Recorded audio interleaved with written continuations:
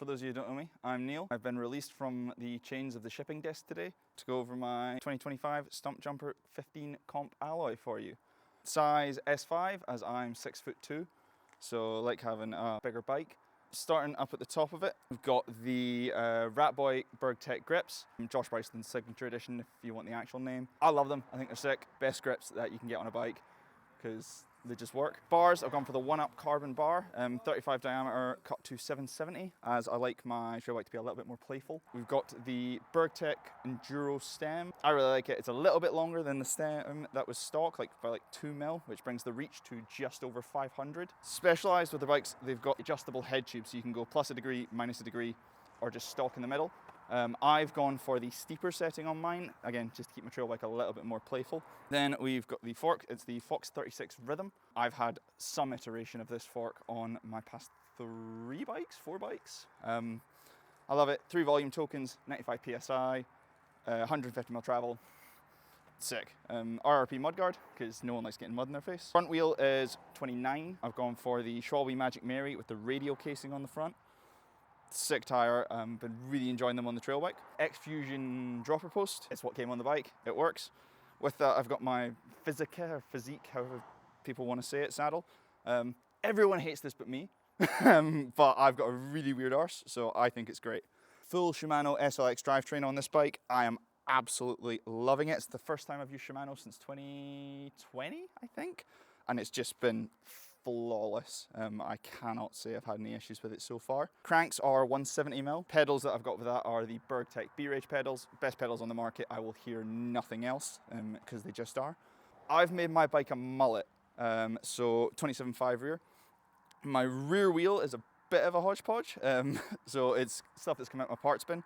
It's just a Roval hub with a rim of some description. I honestly couldn't tell you what it is.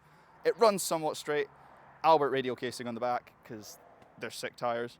Front one is a specialized own that's come on the bike. Coming to the most interesting bit of my bike, I think at least, you've got the G-Shock, which anyone who's run a spec bike with one of these knows how sick they are. They're so tunable. They've got an inner and an outer air chamber in them.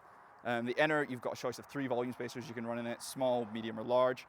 That tunes the last 30% of your travel, and then the outer can, you can run up to 4 volume spacers in that, and that sorts the first 70% of your travel. I am running the max token in the inner chamber and 2 in the outer chamber with 240 PSI. Then we have the shiny, interesting bit of my bike that I get asked about a fair bit.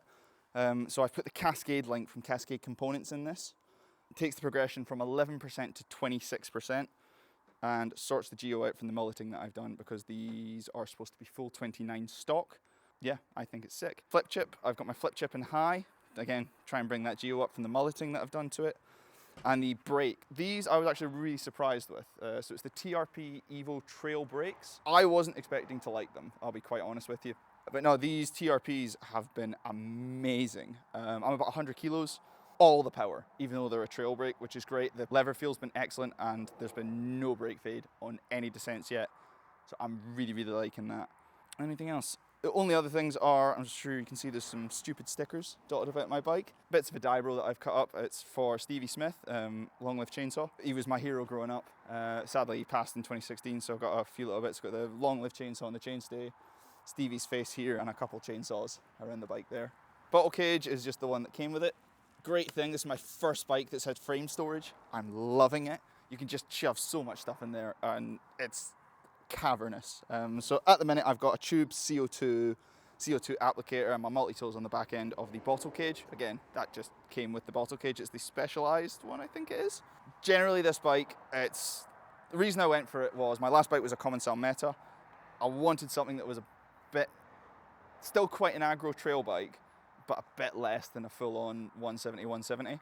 Steve kindly let me have a shot of his before he ditched it for whatever bike he's on now, because he changes them every 3 minutes, and it was sick. It feels really, really capable. Metal frame, as I said earlier with the headset, you got the 3 positions, so if I'm riding around here, because this is the flatlands, it's going to stay in the steep position just to make things not more exciting, but a bit more playful. if I'm going to Wales and I'm going to go ride some stuff in Wales, I'll stick it in the regular or even in slack, depending on where I'm going. I like to go ride like Barry sidings and stuff like that quite a lot. And yeah, this bike can just deal with everything I've thrown at it. And I'm very bad and crash quite a lot, and it's held up to that. So this is my Stumpjumper 15 2025. Tell me what you think. Take it easy. Yalde.